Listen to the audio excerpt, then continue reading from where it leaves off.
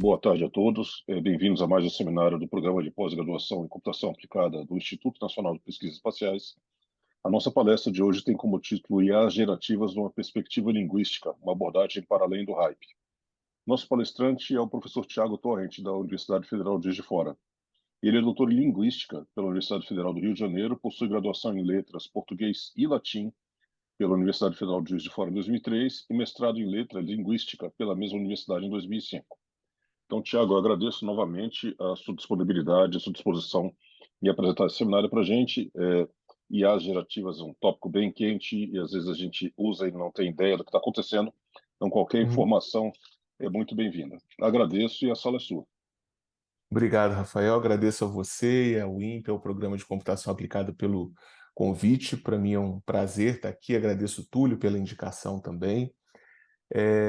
A ideia, né, dessa fala, quando a gente conversou, eu e o Rafael, sobre a ideia do seminário, e ele me passou um pouquinho, né, qual é o propósito dos seminários do Programa de Pós-Graduação em Computação Aplicada do INPE, é conversar um pouquinho sobre IA gerativa, mas quando eu propus o título, né, de trazer essa perspectiva linguística e de olhar para essa perspectiva, como alguns de vocês imagino tenham visto lá no resumo, numa perspectiva do meio do caminho, é porque, em linhas gerais, o que a gente vê nesse debate hoje é um debate que, ao meu ver, perde um pouco em qualificação para os dois lados, certo? Então, o que acontece? Existe, de um lado, né, um grupo de pessoas, e nesse grupo de pessoas se incluem não só, né, pessoas que são da ciência da computação, mas que têm uma pegada mais voltada para a ética, né, na ciência da computação, mas se incluem pessoas que têm uma visão meio fim do mundo de IA gerativa, uma visão de que elas representam riscos, né, gravíssimos, e alguns deles até que poderiam levar a um cenário futurista distópico, né, de extinção da humanidade e tal. E existe um outro grupo de pessoas que está num outro hype, né? É, olhando para essas IAs gerativas como um grande remédio para todos os problemas, uma grande solução para qualquer coisa, né? Como se tudo pudesse ser resolvido com um prompt para o chat GPT, ou para o Open Assistant, ou para o Midjourney, para qualquer IA gerativa da sua preferência. E aí a ideia é falar um pouquinho desse meio do caminho, né? O que é esse meio do caminho? É olhar primeiro, né, fazer trazer para a memória, né, deixar mais claro o que efetivamente é uma IA gerativa, né, e tentar tirar um pouco do nosso imaginário, muito fortemente alimentado pela ficção científica, pelo cinema, né, pela obra do Isaac Asimov, enfim, por qualquer que seja a sua fonte inspiradora sobre robôs, né, e seres futuristas, se é o Asimov, se é o Schwarzenegger, aí você pode fazer a sua escolha, se são ambos. Mas, de toda maneira, quando a gente olha para o que elas realmente são, né, e como que elas são feitas e como que elas surgiram, a gente ganha uma perspectiva muito legal para os dois lados, né? Primeiro, porque a gente consegue ver que existem riscos reais que, na verdade, são mascarados por esses riscos de inspiração e ficção científica. Então, antes a gente se preocupar com extinção da humanidade por uma superinteligência artificial genérica, né? A gente deveria se preocupar com riscos de enviesamento dos dados que estão nos seus modelos de treinamento, né? Com o impacto das decisões desses modelos sobre a nossa vida cotidiana. Se a gente vai ou não conseguir um seguro do carro, qual que vai ser a nossa taxa de financiamento, porque tudo isso está envolvido, né, nesse processo. Mas, por outro lado, também, a gente pode pensar em como usá-las de forma melhor, né? E basicamente é essa a ideia dessa fala de hoje. E por que a questão do hype, né? Porque caso eu fale demais e vocês não escutem o que eu falar até o final, a gente tem aqui um too long didn't listen para vocês guardarem. E a ideia, né, assim, o que eu espero que vocês levem dessa apresentação? É essa ideia de que quando a gente olha em especial para as IAs gerativas que têm uma interface conversacional, quer dizer, o ChatGPT, o Midjourney, o DALL-E, qualquer um desses, né? Por que que elas causam esse hype, né? Porque elas unem dois tipos de inteligência que são muito diferentes, mas que funcionam complementarmente nesse cenário. Então, de um lado, eu tenho uma inteligência artificial, né, específica, estrita, não é uma AGI, não é uma inteligência artificial generalista, né? Eu tenho uma inteligência artificial estrita que é programada para encontrar padrões formais que soem naturais, que pareçam produzidos por um humano, por um usuário de uma língua natural, né? Há uma inteligência linguística, uma cognição linguística humana que é multimodal, quer dizer que ela não se baseia só na forma escrita, só no texto escrito, no texto verbal ou no texto falado. Ela se baseia em outros elementos, né? Que é cooperativa e que é totalmente programada para construir sentido a partir de qualquer pista que a gente forneça para ela. Qualquer pista. Certo? E para ilustrar como é que a nossa cognição consegue construir sentido a partir de qualquer pista, eu trouxe para vocês esse anúncio, que é um anúncio publicitário que eu gosto muito de usar como exemplo, que é de um protetor solar, né, de uma marca que chama Australian Surfer, né, e essa marca fez esse anúncio, né, se não me engano, esse anúncio é de 2015, tenho quase certeza disso, que ele é de 2015, e nesse anúncio, né, essa marca escreve que esse protetor only protects you from the sun, né, então só te protege do sol. Mas quando a gente olha para esse anúncio, né, a gente entende o porquê aqui do uso do only nesse cenário, né? E por que que essa palavrinha aqui, o only, aparece? Porque a gente sabe que existe um outro risco envolvido, e esse outro risco é um tubarão que está na iminência de atacar esses dois surfistas que estão aqui. Bom, por que que a gente sabe que é um tubarão? Qual é, né, a palavra que me diz isso? Nenhuma. Não tem nenhuma palavra que me diz que isso é um tubarão, né? Que o risco é um tubarão. Eu sei que é pelo enquadramento da foto. Então percebam que o ponto de vista de onde essa foto foi tirada, certo? É que está me dizendo, não é verdade, qual é o outro risco, ok? E é claro que tem o contexto, né? Tem o mar em volta, o sol está entrando por cima, dentro desse enquadramento da foto, e o nome do protetor solar não é, também fortuito, porque é o Australian Surfer, né? E a gente sabe de uma grande quantidade de vida marinha, em especial tubarões que vivem na costa da Austrália. Então a gente junta todas essas informações para construir esse sentido a partir de uma pista que nada mais é que a posição da câmera em que a foto foi tirada. Certo? Então isso faz parte do nosso processo interpretativo. Bom, e aí, como é então que a gente associa isso a processamento de língua natural? Como é que a gente associa isso a PLM, né? A ideia, basicamente, de quando a gente trabalha com processamento de língua natural é que a gente está falando de uma sub-área da inteligência artificial, que não é uma sub-área qualquer, né? É uma das sub-áreas fundadoras da inteligência artificial. Vamos lembrar aqui que a inteligência artificial, esse termo inteligência artificial, tem a sua cunhagem atribuída a um evento que foi organizado em 1956 no Dartmouth College, né, por um conjunto de 4 professores, entre eles o Marvin Minsky, que é o fundador do Media Lab do MIT, né, que é um dos grandes precursores da inteligência artificial como campo científico, né, amigo do Isaac Asimov, inclusive, enfim, tem uma série de entrecruzamentos aí entre ficção e ciência nessa área.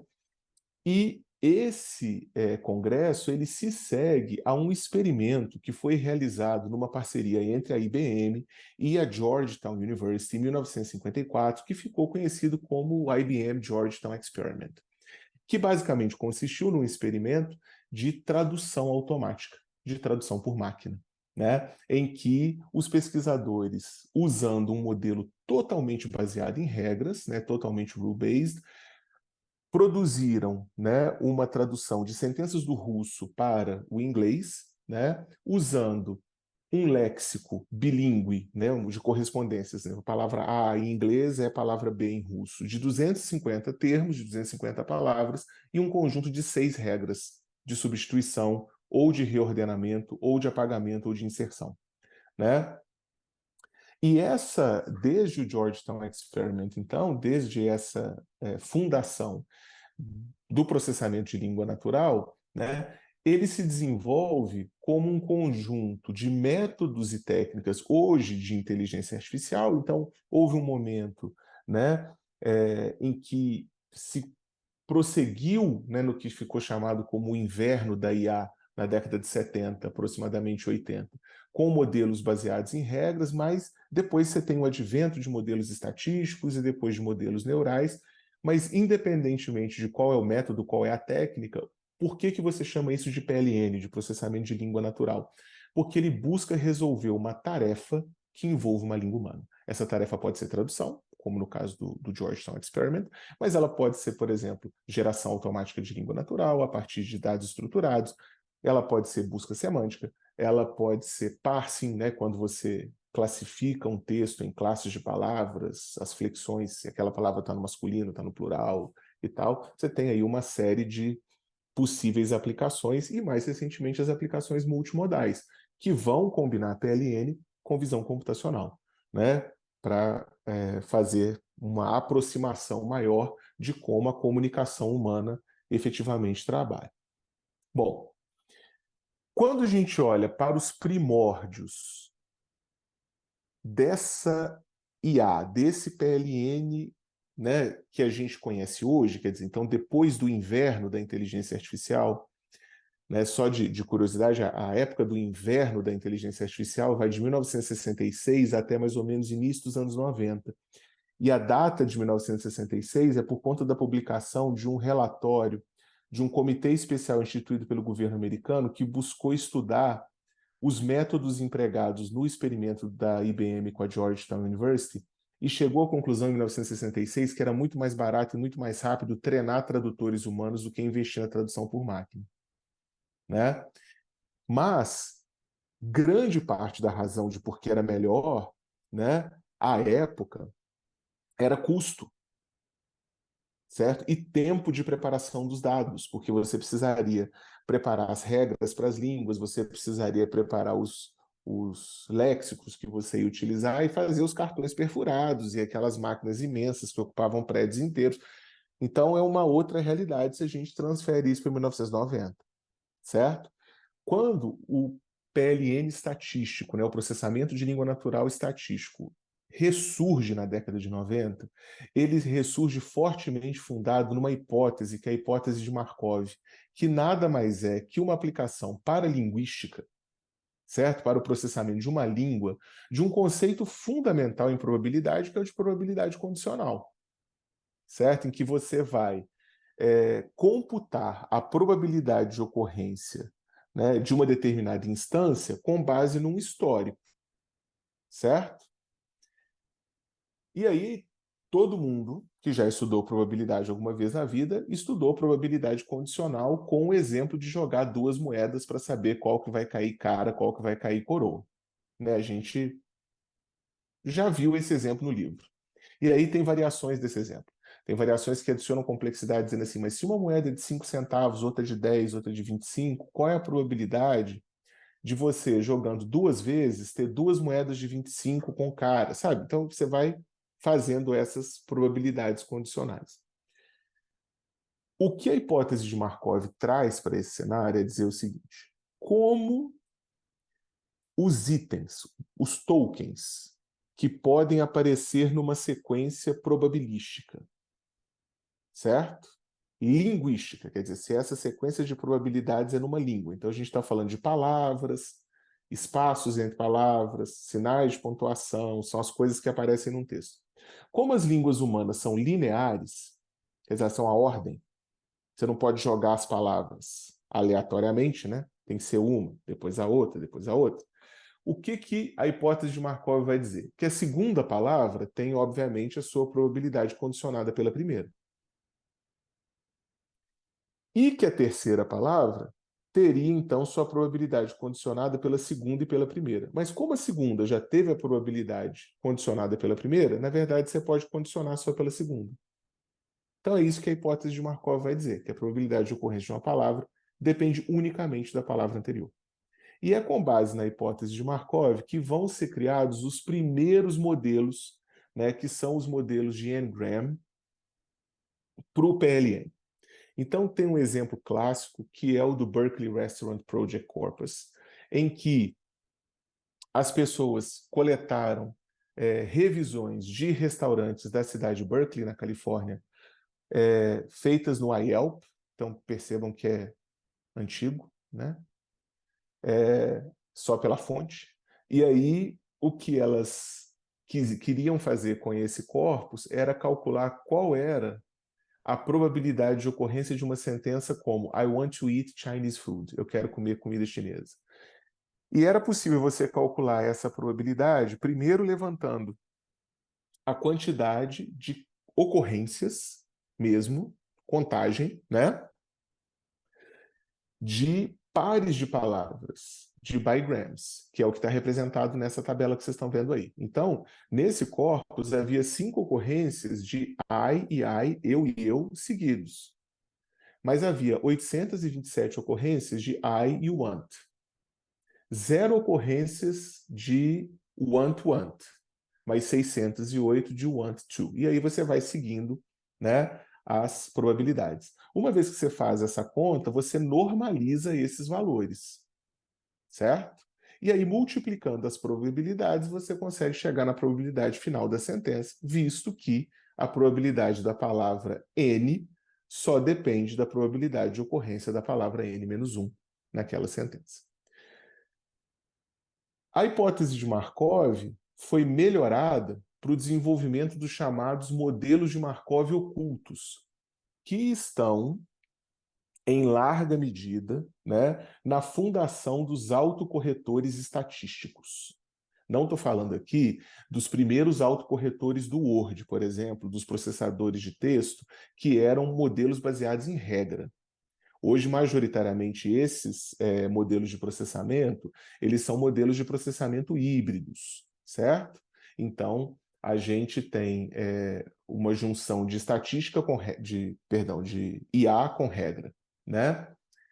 Mas, no início, esses modelos de Markov oculto, o que eles faziam? Eles juntavam um modelo de probabilidade condicional, né, que tinha um modelo de probabilidades do léxico e da gramática da língua com um modelo fonético-ortográfico. O que é um modelo fonológico-ortográfico? É aquele modelo da transcrição, do speech to text, né?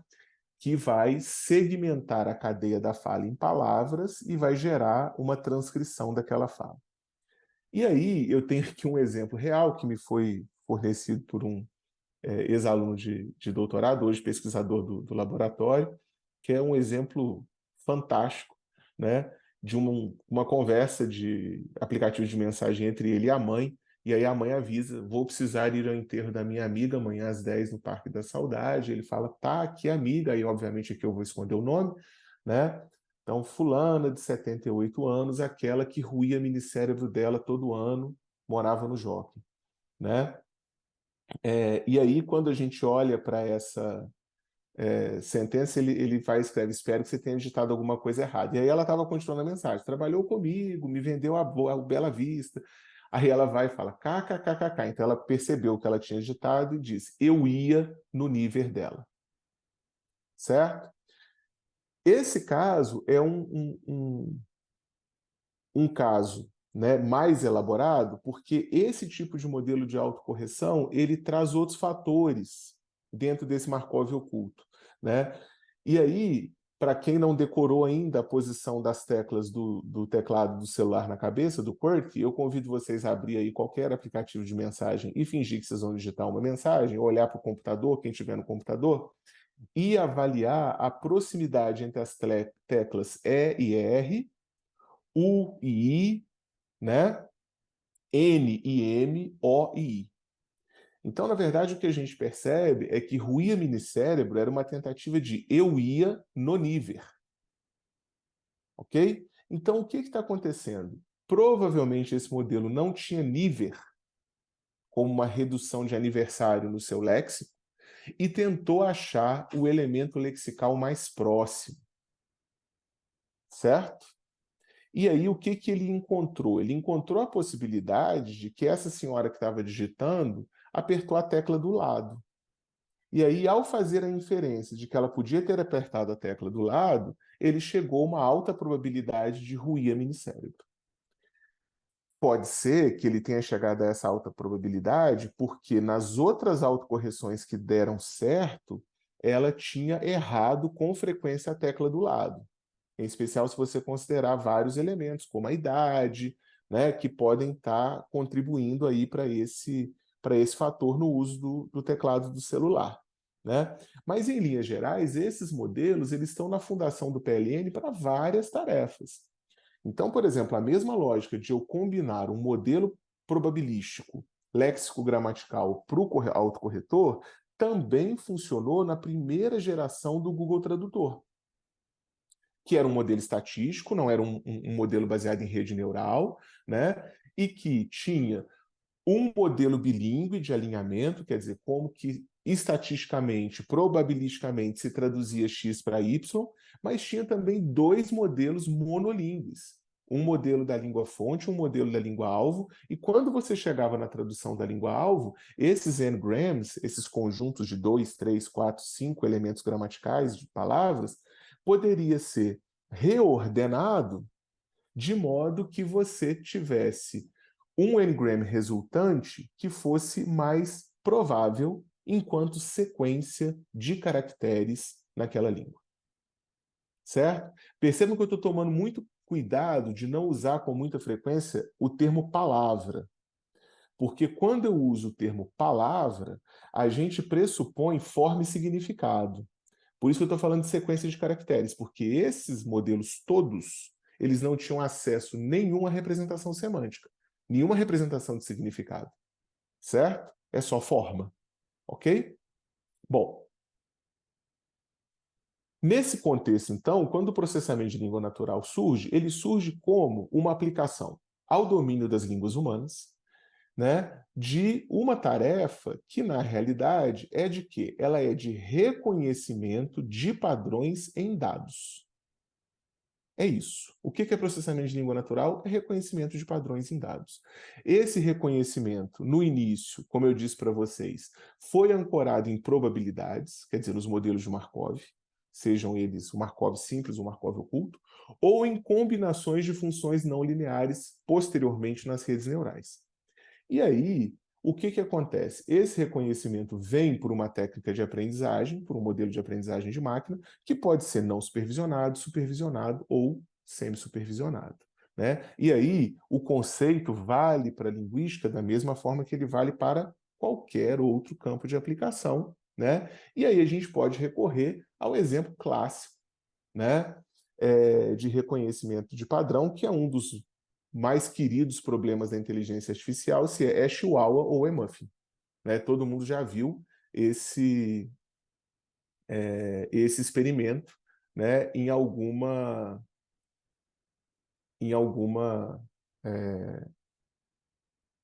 fala sobre IA, né, ou alguma explicação, um videozinho curto, né, a esse respeito. A tarefa consiste basicamente em treinar um modelo computacional para diferenciar o muffin de blueberry do rostinho do Chihuahua, né?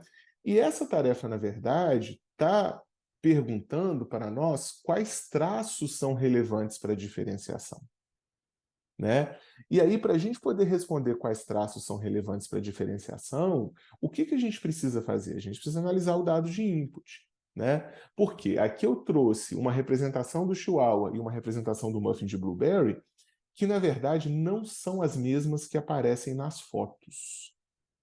Porque as fotos têm um enquadramento específico do Chihuahua, que não tem a pata, não tem o corpo, tem basicamente só, né, o focinho, e também o enquadramento específico do muffin de blueberry, que é de cima.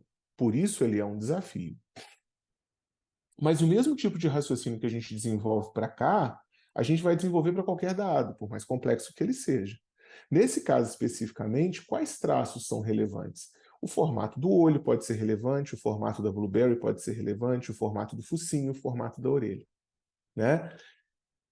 E por que eu estou focando aqui em formatos? Porque essa é uma tarefa para um algoritmo de visão computacional, né?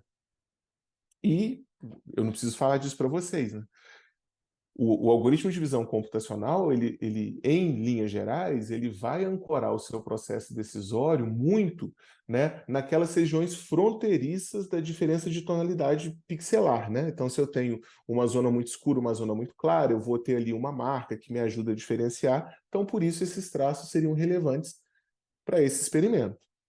E aí, se eu marco as ocorrências, então, dos círculos, dos triângulos, né, e dos hexágonos, que seriam aí o formato do nariz, eu posso começar, olhando para essa distribuição de dados, pensar quais deles são mais relevantes, né? O círculo é o dado que mais ocorre, é o formato que mais ocorre. Entretanto, ele ocorre em ambas as categorias, né? O triângulo, ele é bem característico da categoria Chihuahua, mas ele é de baixa ocorrência, ele é pouco frequente, né? E o hexágono já tem uma categoria mais elaborada. Eu posso, obviamente, num modelo totalmente não supervisionado, deixar a máquina resolver por ela mesma, como ela vai fazer isso, ou, por exemplo, numa tarefa semi-supervisionada, eu posso colocar um humano no loop, né? Colocar um humano, né, nesse processo, né, nesse pipeline, para poder decidir. Curiosamente, né, teve uma experiência que foi disponibilizada no Museu de Ciência de Gotemburgo, né, onde eu morei ano passado como professor visitante, e aí a gente levou as crianças nesse museu e você tinha essa possibilidade de pedir para a criança escolher qual era o elemento, e aqui eu coloquei um fator humano. Eu queria fazer a ressalva de que eu tenho todo o licenciamento ético para colocar esse fator humano, porque eu o produzi, é o meu filho, e aí para ele poder decidir quais eram os elementos que ele queria pesar mais na decisão do algoritmo de rede neural para poder saber qual era a taxa de sucesso, né, da diferenciação entre o cachorro e o muffin. Essa ideia, então, está na base dos modelos de língua, dos Large Language Models, que estão, por sua vez, na base das IA gerativas conversacionais. E aí é sobre isso que a gente vai falar agora, né? Quando eu tenho uma IA gerativa conversacional, tipo ChatGPT ou o Open Assistant da Hugging Face, né, que é uma alternativa muito legal para quem quer trabalhar começar a trabalhar do ponto de vista da pesquisa, né, com uma IA conversacional, porque ele é aberto. Então você pode escolher os parâmetros de treinamento, você pode escolher qual é o Large Language Model que você vai usar, você pode mudar os pesos do treinamento, do fine-tuning, né? E você tem acesso a todos os dados de treinamento, o que é muito diferente do ChatGPT, que tem todo o lado obscuro, né, de ser um software proprietário da OpenAI. E ainda que você faça o fine-tuning com os seus dados, você está entregando seus dados para a OpenAI.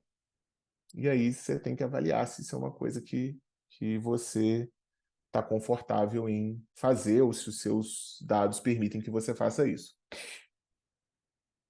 Basicamente, então, eu vou juntar esse modelo de língua pré-treinado, que aí pode ser, por exemplo, o GPT 3,5, que foi o GPT, né, que gerou o ChatGPT, ou o GPT-4, né, que é a versão mais recente. Ou você pode usar o Llama, por exemplo, que é o modelo que está na configuração default do Open Assistant. Você pode usar o modelo de língua pré-treinado que você quiser, e você junta isso, né, com uma técnica que a Reinforcement Learning from Human Feedback, o aprendizado de reforço por feedback humano, né? Só que para você poder fazer isso, na verdade, com esses modelos conversacionais com os quais a gente tem lidado no último ano e meio, aproximadamente, né? Esse aprendizado de reforço por feedback humano é um feedback humano com esteroides, não é um feedback humano como a gente está acostumado, certo? E a gente vai falar um pouquinho em detalhes de cada um dos dois lados, né, dessa soma.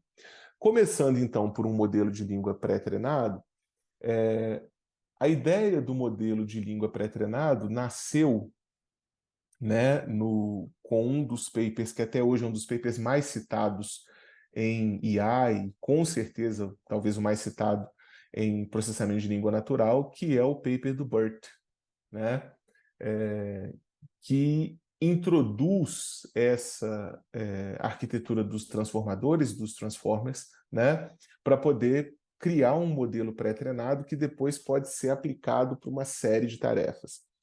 Em 2021, esses modelos foram rebatizados com o nome de modelos fundacionais, né, num pré-print que foi de autoria do Bamansani, com uma equipe gigantesca de pesquisadores de Stanford, né, que vão dar a eles esse nome de modelos fundacionais, porque eles podem servir de base para uma série de aplicações, não só em processamento de língua natural, como a gente tem visto, né?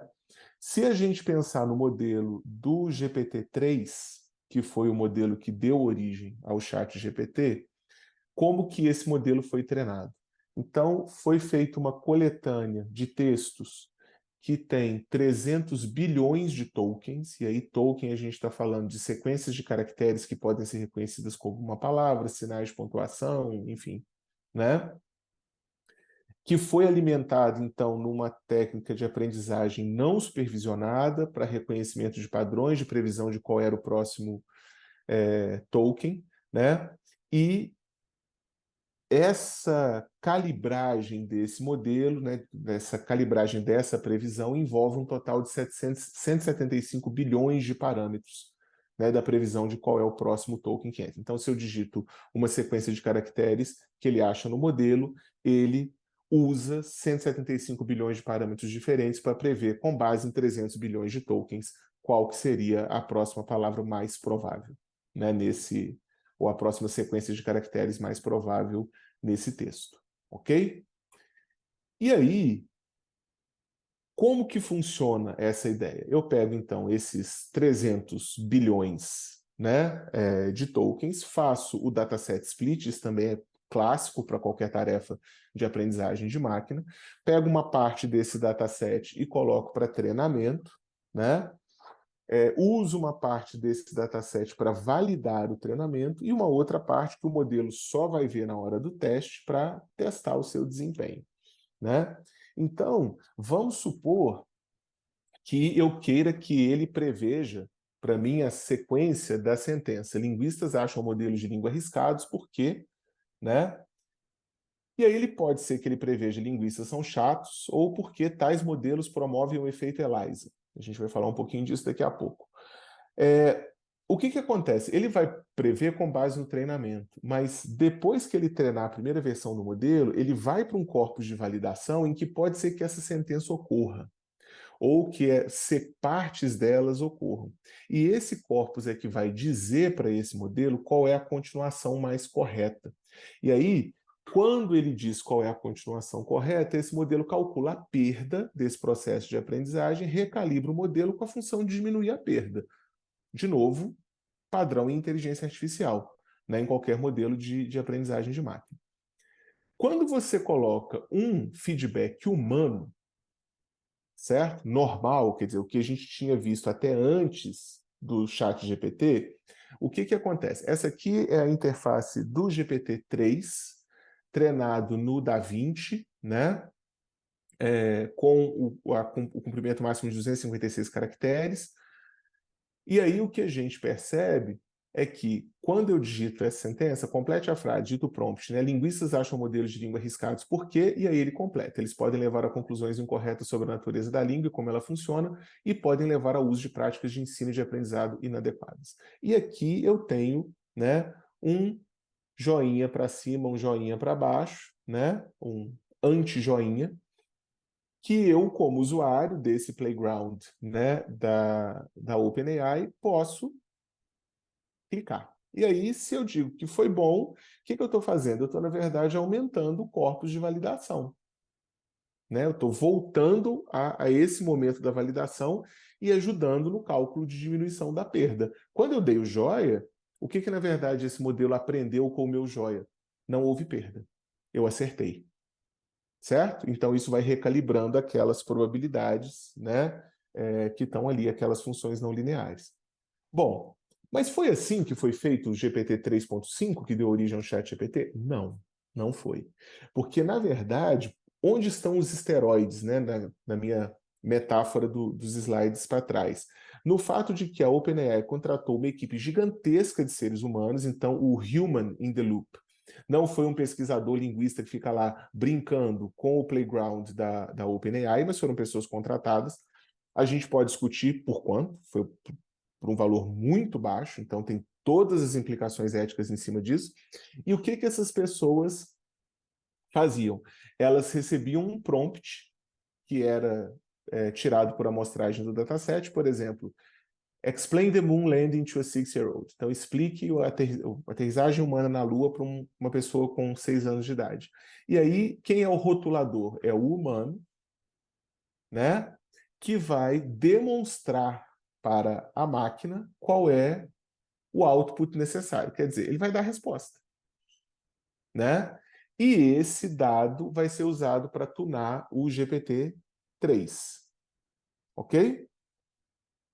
E aí, você depois, né, dessa tunagem, repete esse prompt, pede para o modelo conversacional gerar, né, 4 saídas possíveis e coloca um outro humano que vai ranquear essas saídas da melhor para pior, considerando o estilo e tal, né? E aí esse dado é usado para treinar o modelo de recompensa, né?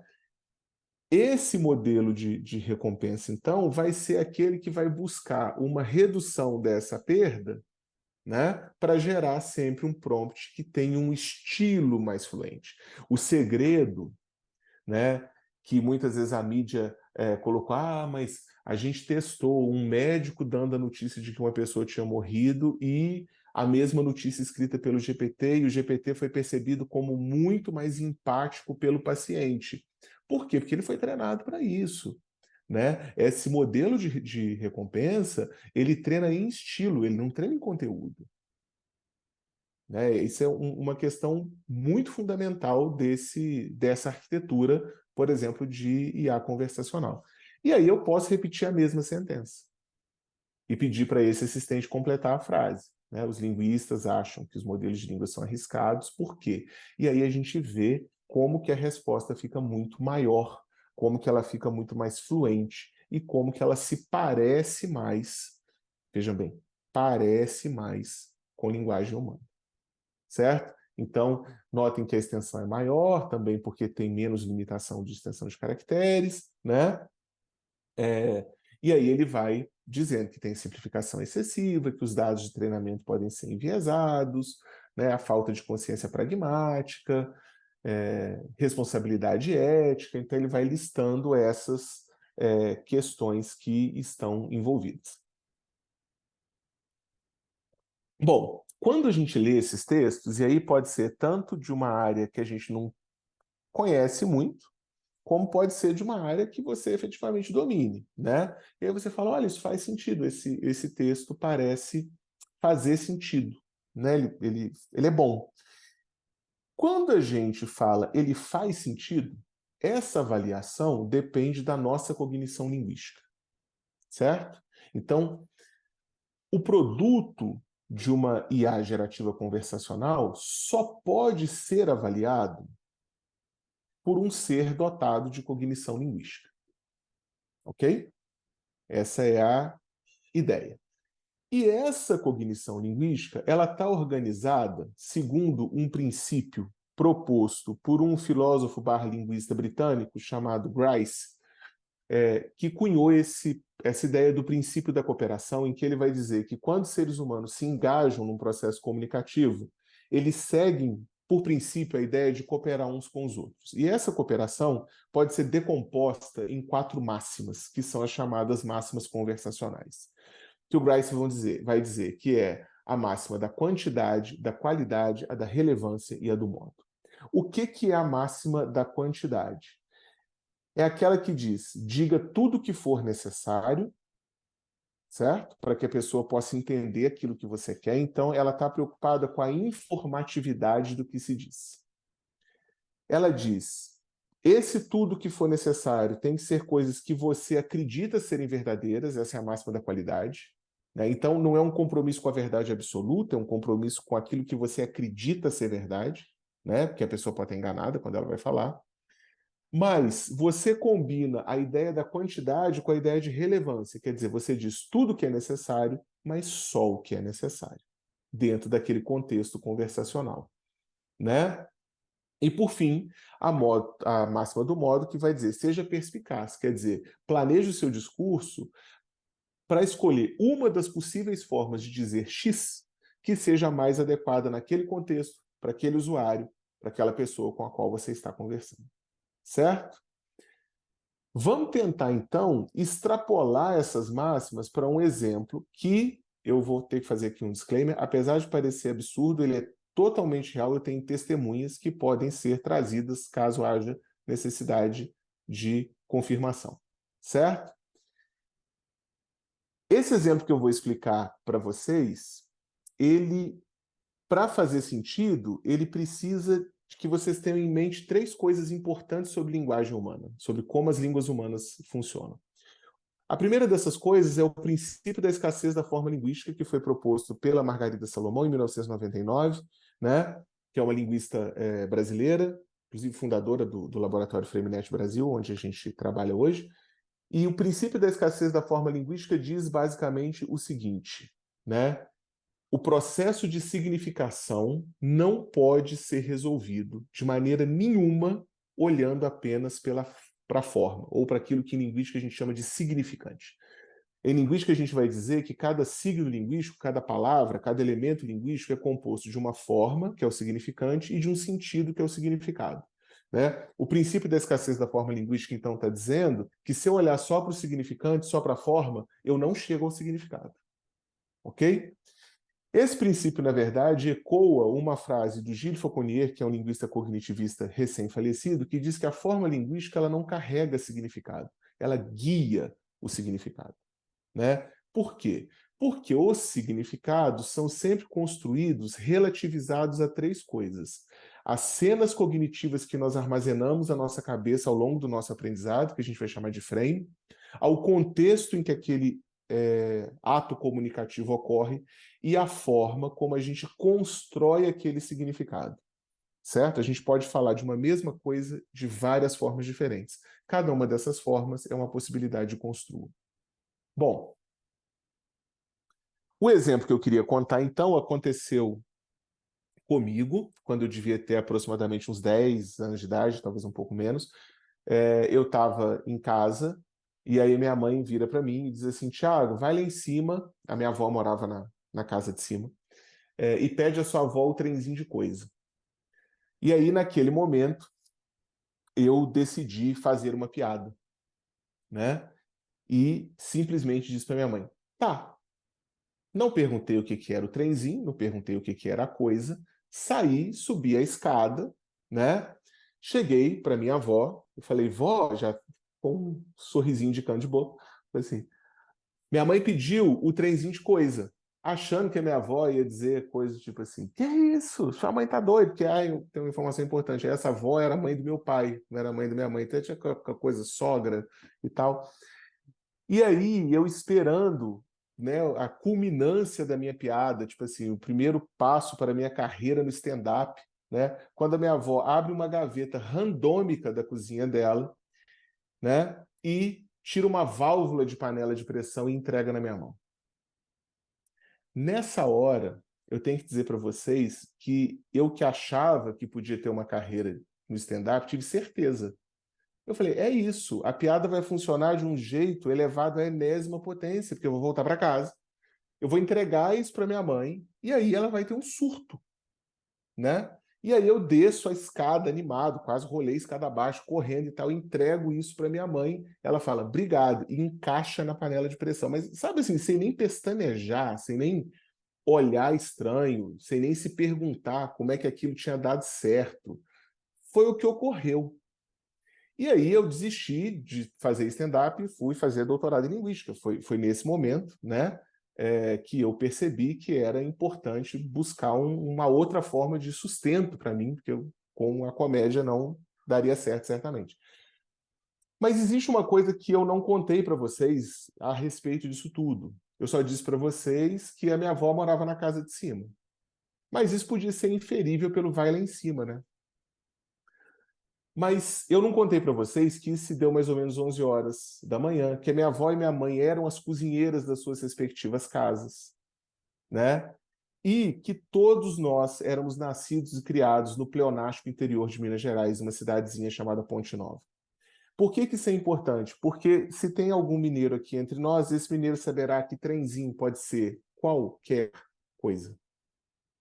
Qualquer coisa. Pode ser uma pessoa, pode ser um cachorro, pode ser uma nave espacial, pode ser um alien, né? Então, o importante nesse cenário é que a informação contextual compartilhada por aquelas duas mulheres, junto com o horário, com o que estava acontecendo, fez com que a minha mãe pudesse dizer trenzinho de coisa e que minha avó entendesse que era trenzinho de coisa e que eu pensasse que isso tudo era uma grande piada, por óbvio, porque eu não era o cozinheiro.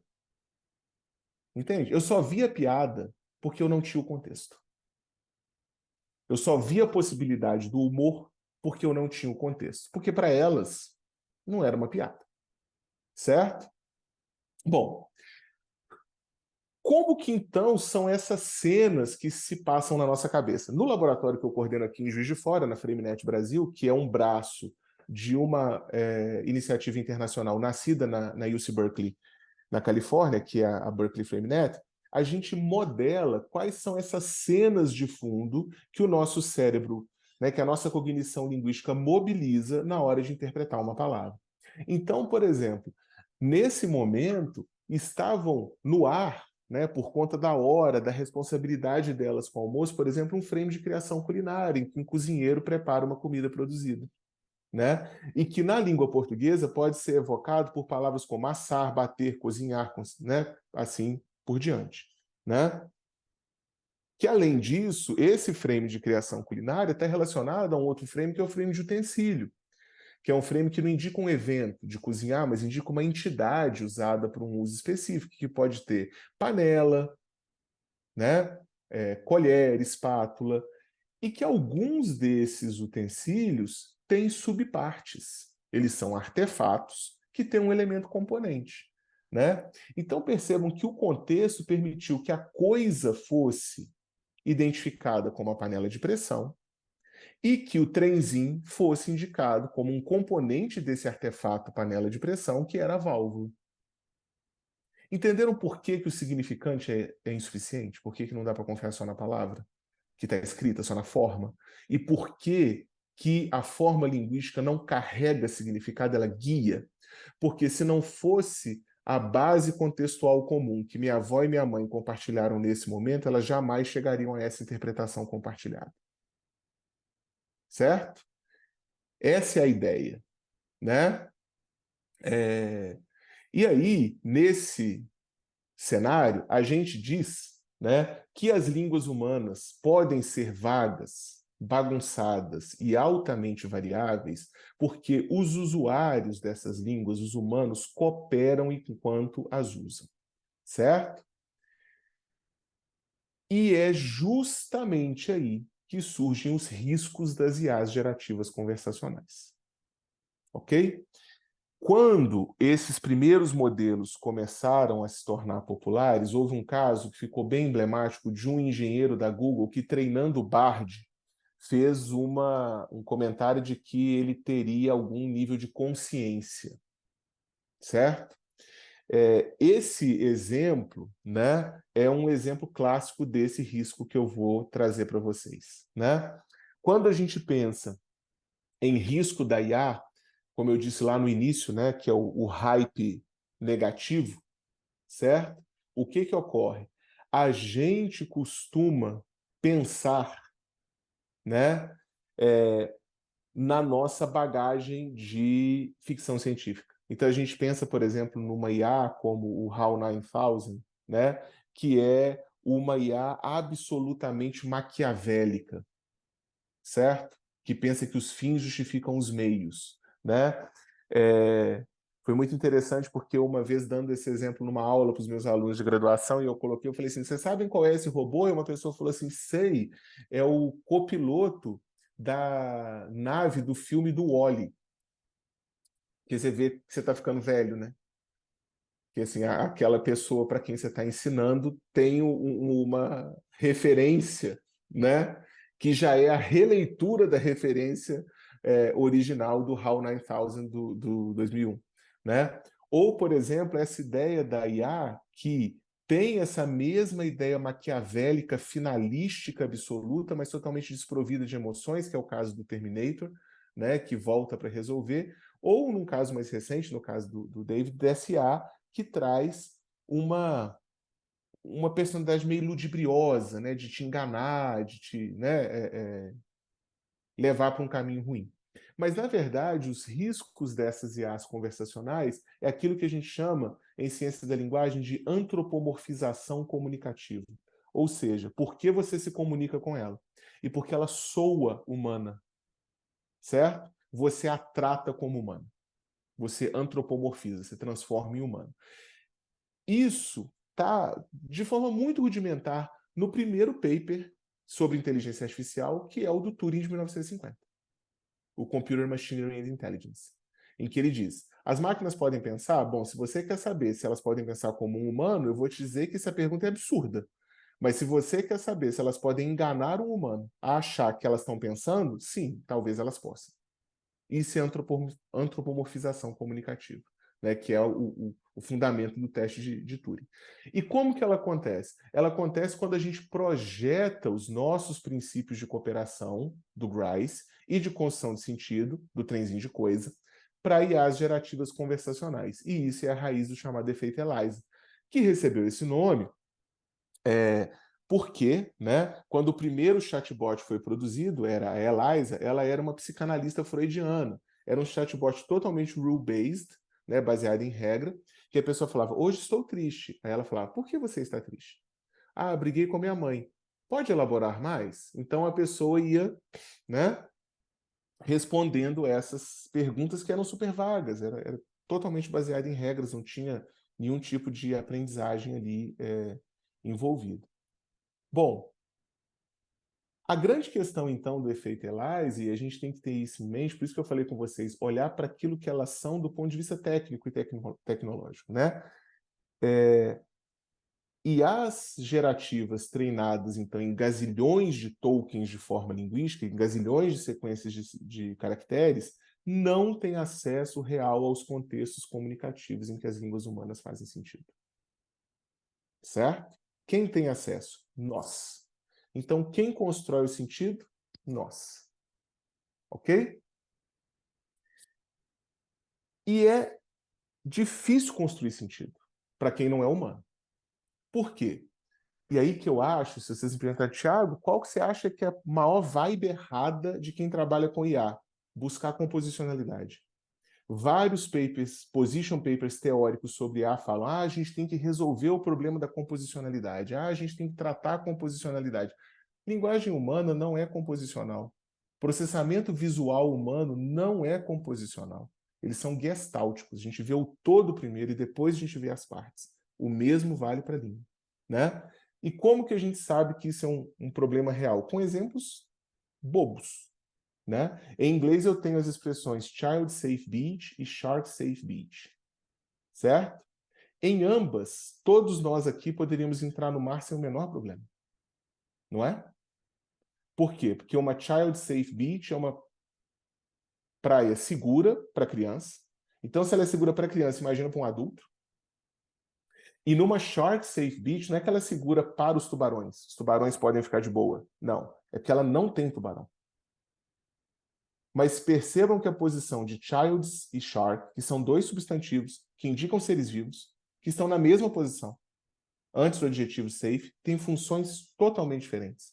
Uma é o bem que você quer proteger do risco. O outro é o agente causador do risco.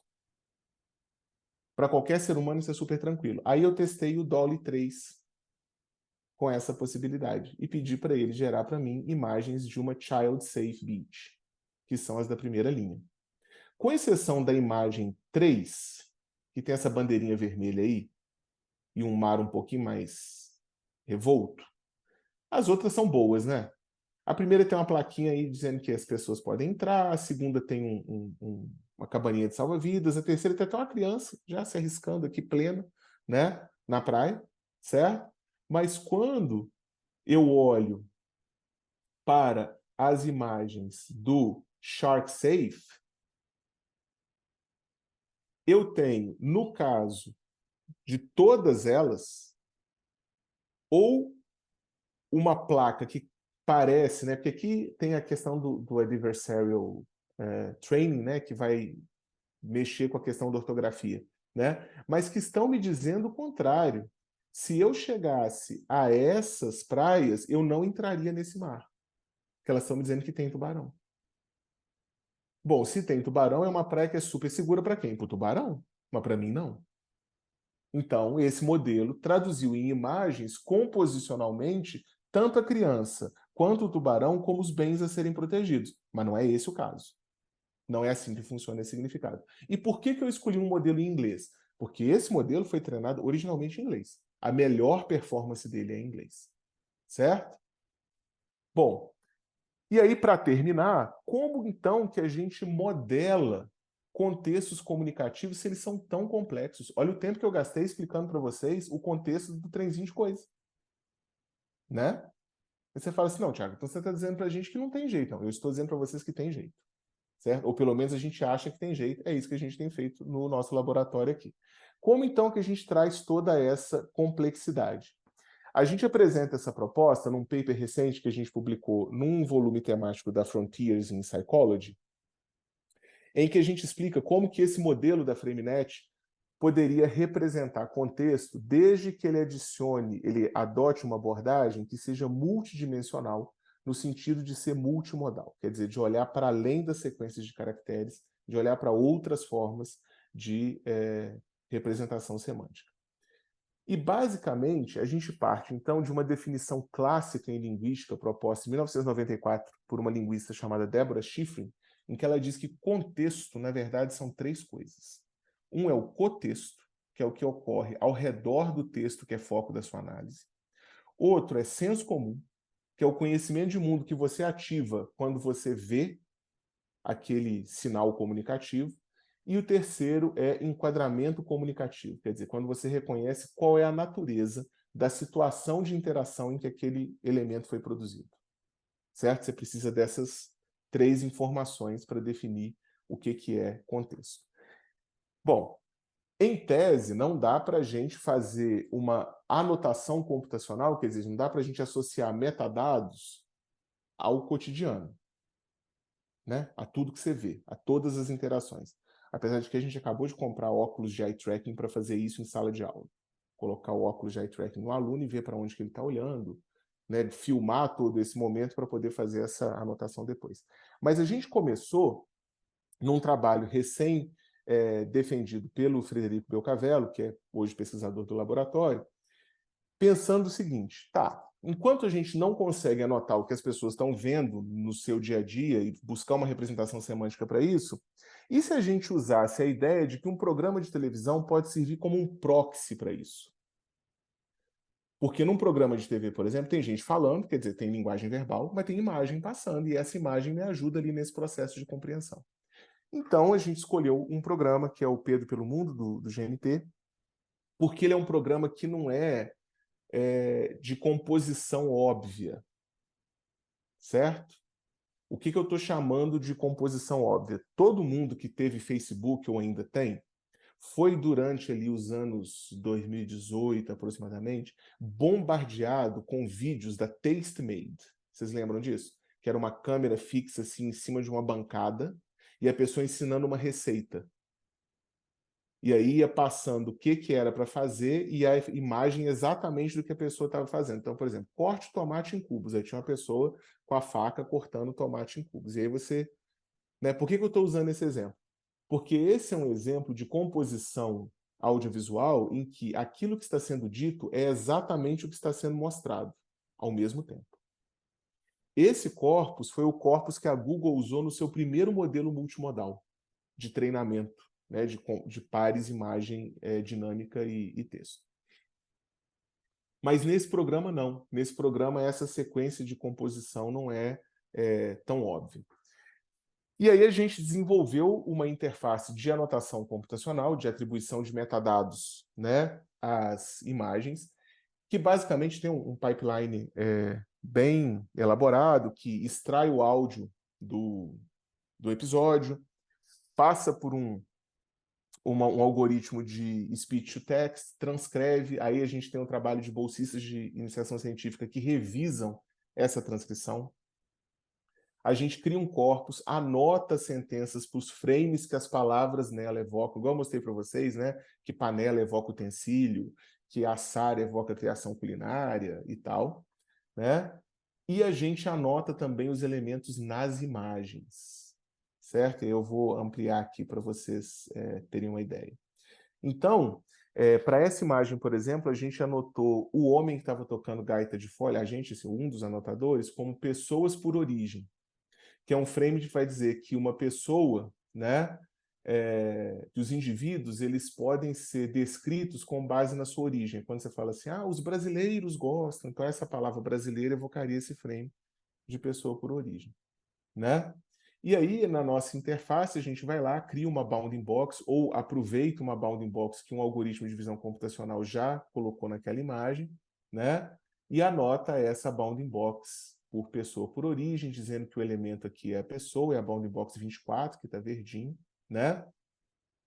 E a gente associa ainda a ela uma coisa que a gente chama de CV name, que seria assim, qual seria a categoria que um algoritmo de visão computacional ideal daria para esse cara? E a gente diria que esse nome seria escocês. E a gente faz essa associação na anotação. A gente diz qual é o frame de vídeo em que esse cara aparece pela primeira vez, foi o frame 911, e qual é aquele em que ele desaparece, foi o 936. E tem, no fundo, um algoritmo chamado VATIC correndo que quando você anota a bounding box, por exemplo, em 3 momentos do vídeo, ele persegue esse objeto na tela. Ele vai recalibrando as coordenadas dessa bounding box, né? Só que quando essa imagem aparece, o Pedro, que é o host do programa, está falando. Quando a gente pensa na Escócia, as primeiras coisas que vêm à mente são homem de saia, uísque escocês e gaita de folha. Então ele não fala escocês, uísque e gaita de fole. Ele fala homem de saia. A UL, homem, em português, o item lexical, não evoca pessoas por origem, porque ele não diz nada sobre origem. Ele evoca o frame de pessoas. E saia, por sua vez, evoca o frame de vestuário. Certo? Então, quando a gente faz a anotação de texto aqui, estão vendo? Eu anotei a bounding box 24, o objeto, como pessoa por origem, dizendo que ele é um escocês, mas lá no texto, homem de saia, eu anotei homem como evocando o frame de pessoa e saia como evocando o frame de clothing, né, de vestuário. Só que na nossa base de dados, ela é uma frame net, né? Ela não é uma frame list, é uma rede de frames, não é uma lista. Todos esses elementos estão conectados por relações diversas. Uma delas é uma relação que a gente chama de qualia ternária, né? Que permite que nessa base a gente modela coisas do tipo. Um kilt é um tipo de saia, certo? E ele é uma idiosincrasia dos escoceses. Por quê? Porque eu tenho lá na minha base um frame que cria uma relação entre um subtipo e uma categoria, entre uma idiosincrasia e uma entidade. Então eu consigo anotar isso no texto e eu consigo anotar na imagem o escocês. E aí eu consigo fazer essa conexão. Consegue mesmo, Thiago? Consigo. A gente, depois que esse trabalho de anotação foi concluído com o auxílio de várias pessoas, muitas das quais estão aqui agora, aliás, obrigado, gente, a gente consegue ver essas correlações ocorrendo no texto. Então, por exemplo, como o texto fala gaita de fole, né, que é o T que está aqui, e o vídeo também fala, a gente tem esse sync demonstrando que esse conceito que está no texto também aparece no vídeo. Mas, quando a gente olha a ideia do homem de saia e do escocês, a gente consegue fazer a correlação aqui, ó, que essa pessoa por origem escocês tem como idiosincrasia o kilt, que o kilt é um tipo de saia, e aí você consegue fazer essa representação semântica, né, aparecer depois dessa anotação que é feita pelo anotador que associa os metadados a esse texto, né? Então, ampliei aqui o Sankey para vocês verem como que isso depois aparece nessa base de dados que a gente está constituindo. É isso. Caso vocês tenham alguma dúvida, estou às ordens para respondê-las. Obrigado mais uma vez. Muito obrigado, Tiago. Foi muito bom para a gente ver o tamanho e a complexidade do trabalho que é você realmente colocar semântica nessas bases de dados, né?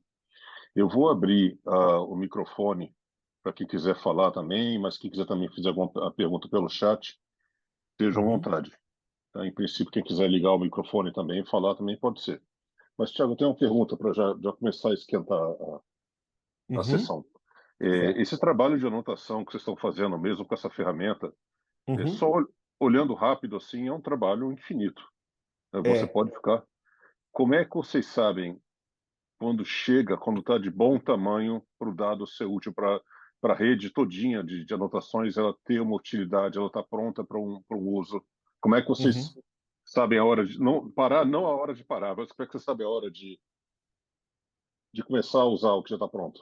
Isso. A gente está nessa hora agora, Rafael. Então, o que que a gente fez? Só para dar um contexto um pouco maior. Esses dados foram anotados no âmbito de uma rede de pesquisa que a gente tem recém-financiada pela FAPELIG e pelo CNPq, que chama Reinventa, que congrega a UFJF, a UFMG, a UFO, a PUC de Minas, a UFPB e a Universidade de Leipzig, na Alemanha, e a Case Western Reserve, nos Estados Unidos. Quando a gente fez o desenho, né, dessa rede, a gente propôs, então, um período de um ano, um ano e meio, na verdade, que finaliza em janeiro, a gente está um pouquinho adiantado, para terminar a primeira rodada de anotação do corpus. Então, o que é essa primeira rodada de anotação do corpus?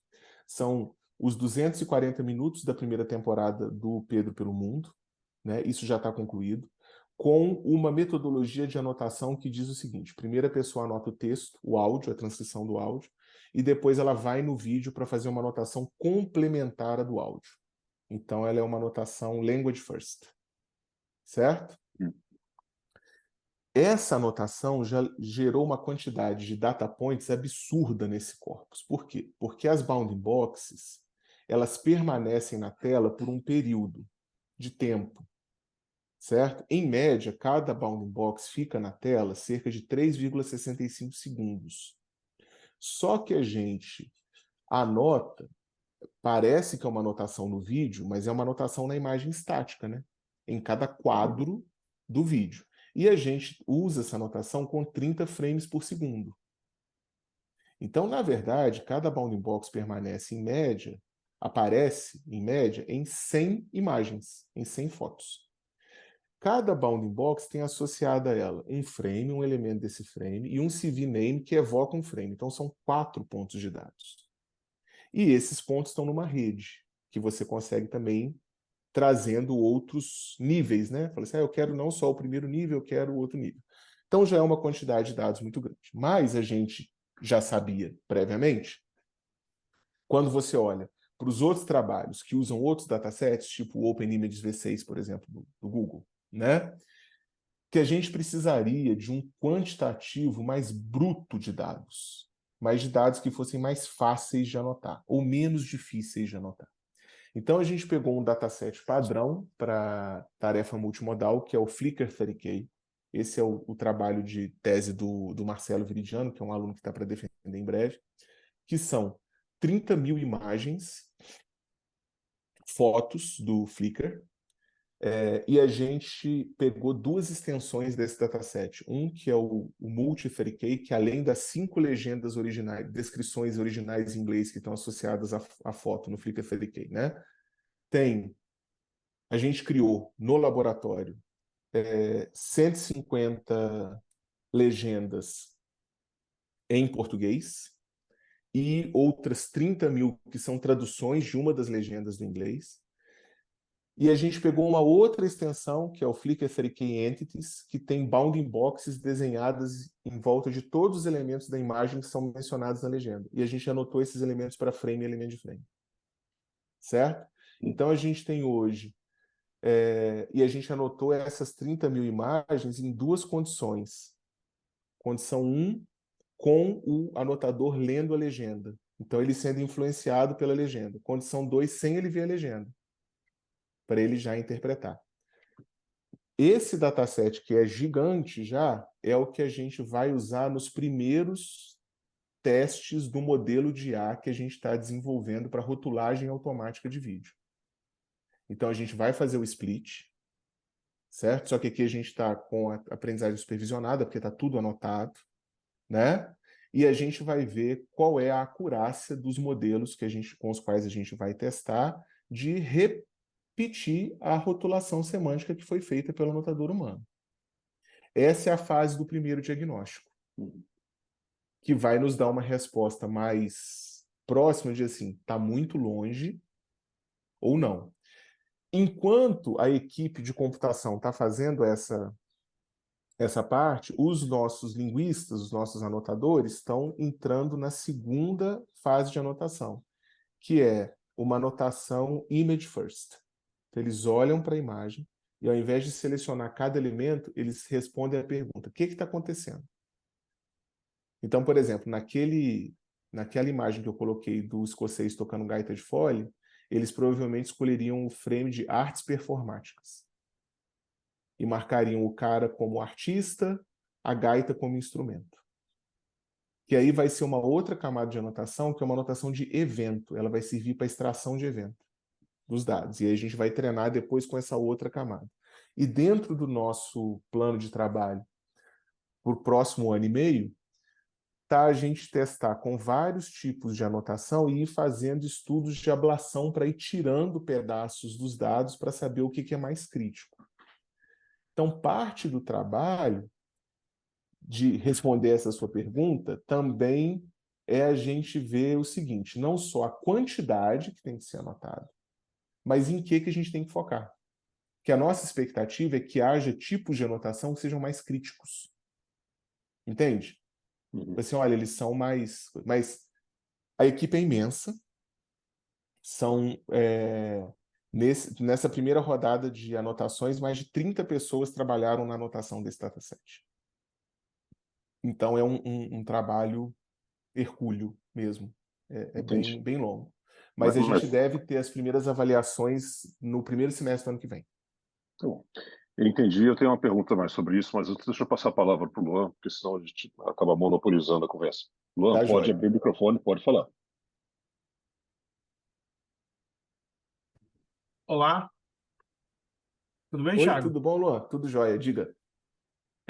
Primeiramente, muito obrigado pelo seminário, é incrível tudo isso que você mostrou e a história também que você contou da panela de pressão, fantástica, eu me acabei de dar risada aqui.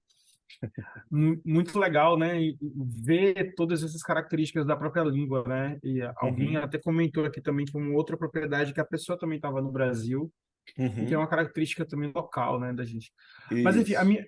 a minha dúvida é em relação a essa ferramenta que vocês estão desenvolvendo. Eu gostaria de saber se em algum momento ela vai estar disponível para o público, para a gente poder utilizar em outras aplicações, na Ela já área do está setor disponível. espacial.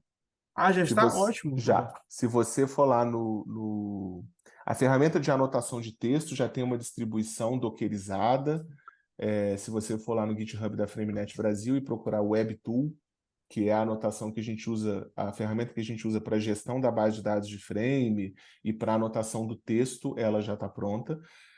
A ferramenta da Caron, que é a anotação de imagem, ela é uma ferramenta que também já está funcionando e que a gente também pode disponibilizar, mas por que a gente não colocou no GitHub? Porque a gente ainda não conseguiu uma versão de fácil instalação. Mas aí, quando as pessoas têm interesse, elas entram em contato com a gente e a gente vê a melhor solução. Na maioria dos casos, o que as pessoas têm optado, lá, pelo menos o pessoal mais de PLN, de linguística que procura, é a gente criar instâncias da ferramenta para essas pessoas no nosso próprio servidor e a pessoa usa com o corpus que ela quiser. entendeu? Que é o que geralmente Entendi. funciona mais fácil. Essa ferramenta de extração de vídeo, que você extrai o vídeo, o áudio, É a mesma, é a Caron. É o é a mesmo mesma, né? pipeline. É. Ah, legal. Só Nossa, que ela tem um fantástico. módulo que é o processamento do corpus e ela tem um módulo que é o de anotação. São Legal. módulos diferentes. Muito legal. Muito obrigado. Nada. Obrigado, Luan. Matheus, voltou bom? Olá, boa tarde, tudo bem a todos? Olá, Thiago, que bom revê-lo. Tudo bom, Matheus? Eu tenho uma pergunta sobre que tipo de modelos vocês estão trabalhando? Seria um modelo que recebe o que exatamente na entrada? Vocês estão, porque eu vi que tem muitas camadas de rotulagem, Uhum. interpretação, então qual a entrada que vocês consideram, já que é um modelo multimodal, e qual o Uhum. tipo de arquitetura vocês estão trabalhando? Boas perguntas. Algumas delas eu posso responder, outras não. Ok. Então vamos lá. Basicamente, qual que é a ideia? A gente, para poder avaliar qual é a relevância dessa anotação que a gente fez, seja no texto, seja na imagem, né? A gente acaba atribuindo esses vários pontos de dado como features de cada elemento do texto. Se eu estou falando de texto escrito, da modalidade escrita do texto, é bem parecido, por exemplo, com a forma de input que os tradutores estatísticos que trabalhavam com textos parseados, com textos que tinham lematização, né, flexão e tal, tinham. Para cada, imagina então que para cada sequência de caracteres, você vai ter um marcador de metadados, que ou vai ser um parênteses, ou um colchete, o que quer que seja, um cifrão, e você vai ter o conjunto das categorias associadas àquele token.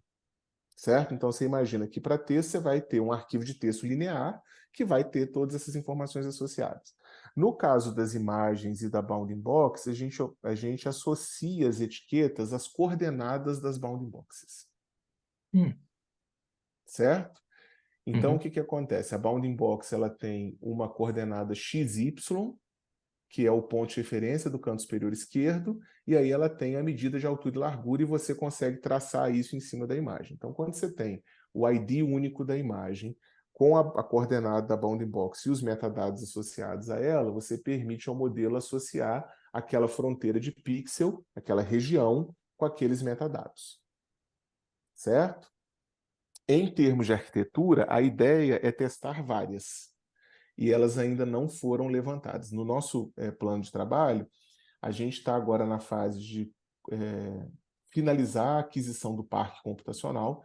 Então, a universidade tem um laboratório multiusuário da FINEP, que é o REPESC, que é um laboratório de computação avançada, mas que teve um problema, né, durante a sua implementação, que tinha um projeto de expansão para ele ter unidades de GPU. Só que essas unidades não tinham sido compradas até 2 semanas atrás. Foi quando a gente comprou nesse projeto e elas chegaram e estão funcionando. Começaram a funcionar semana passada.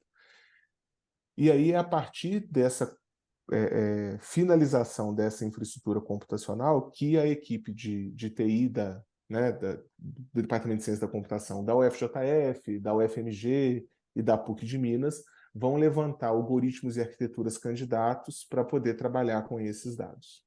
Essa resposta, se você me perguntar em dezembro, eu consigo te responder. Hoje ainda não. Muito interessante. Eu tenho uma outra pergunta em continuação à sua resposta. Uhum, Vocês estão adotando unicamente o método de aprendizado supervisionado, certo? Mas uhum, vocês consideram outro tipo de aprendizagem sim, para explorar tipos de... sim. É porque, na verdade, uma vez que você tem, por exemplo, a estrutura do Flickr Furry, né, que você tenha as sentenças anotadas, as imagens anotadas, potencialmente você pode pegar qualquer outro dataset multimodal que seja composto de pareamentos imagem e descrição, por exemplo, do MS Coco, certo? Sim. E você pode usar aprendizagem semi-supervisionada, porque você tem a supervisão das anotações do Flickr Furry, a estrutura é similar, você pode fazer, né, a transposição das anotações e fazer aumento de dados. Eu sou um pouco a parte dessa relação de desenvolver uma rede que trabalha nesse tipo de tarefa, mas tem Uhum. alguma forma da rede aprender sozinha? ela mesma. Então, é Ah, o que geralmente você tem em muitas tarefas. Das tarefas que usaram o Multifurikey, por exemplo, o Multifurikey só tinha traduções de legenda sem anotação nenhuma. Você só estava dizendo que a legenda em alemão era a tradução da legenda em inglês. E eles foram usados em aprendizagem não supervisionada para tradução multimodal, por exemplo. Certo? Entretanto, o que que acontece? E por que que a gente investe na anotação, Matheus? Porque, como eu pontuei, existem várias formas diferentes de você falar a mesma coisa. Tem um experimento que critica muito essa coisa de você tratar a descrição da imagem como um metadado, que diz o seguinte: eles fizeram um experimento que eles pegaram as imagens do Flickr 30K e pediram para 50 pessoas diferentes criarem legendas para uma imagem. Nenhuma das legendas era igual. E era uma foto de um cachorro correndo na grama. Não houve nenhum caso em 50 legendas, num dataset bem grandinho, em que era igual. Sabe? Então, assim, a nossa hipótese é de que você vai precisar de um nível de representação semântica, dada essa vagueza e essa diversidade das formas de você propor relações imagem e texto, né? Porque elas são muito variáveis. isso é muito interessante. Eu tinha mais uma outra pergunta, mas não quero também monopolizar o tempo. Pode, Agradeço pela pode. excelente apresentação. Valeu, Matheus, obrigado. Matheus, se for rápido, pode ir em frente. Eu ia perguntar sobre qual parâmetros vocês estão considerando, já que é uma equipe muito grande que está fazendo a rotulagem do dataset. Qual Uhum. parâmetro vocês estão considerando para que não haja tanta divergência em relação às anotações? Essa é uma ótima pergunta. A gente não está. Vou te explicar. Não é Para ter porque diversidade de anotações, para isso? é porque Ok. dentro do modelo da Reinventa, a gente subscreve a um manifesto que foi publicado em 2021 na AAAI, que é o Manifesto do PLN Perspectivizado. Esse grupo começou, ele é liderado por um cientista da computação, um linguista computacional italiano, é o Valerio Basili, e ele vem de um trabalho muito interessante da Arroio, que foi uma pesquisadora que olhou para os datasets que são produzidos por crowdworkers. Por exemplo, o Flickr 30K é um deles, né? O Flickr 30K original, ele pegou as 30 mil imagens e pediu que crowdworkers do Mechanical Turk criassem as descrições conceituais, as 5 para cada imagem, né? E ele é um dataset muito enviesado para raça, por exemplo, para etnia, Hum, certo?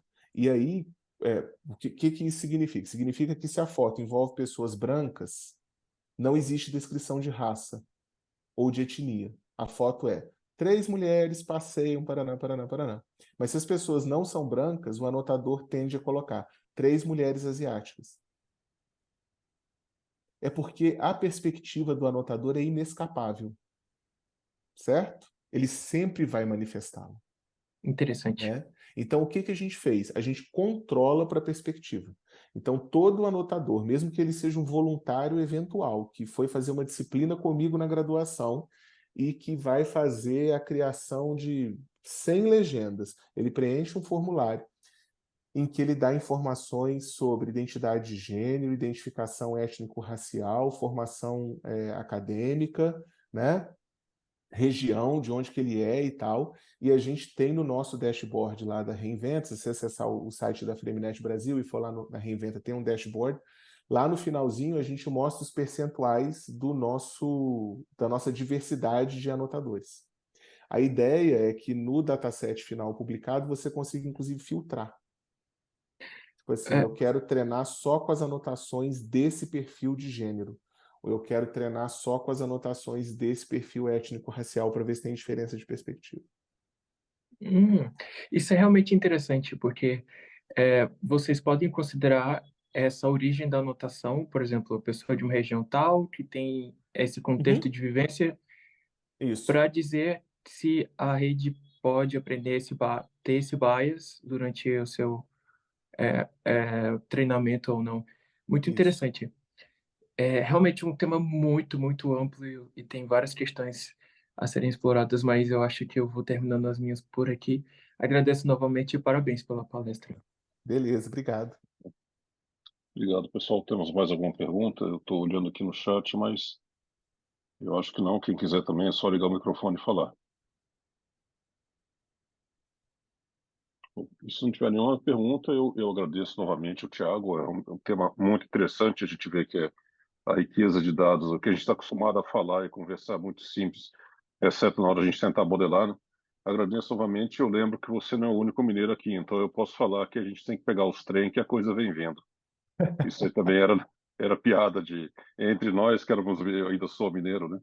Pega os trem Aham. que a coisa vem vindo. É isso Certo? aí.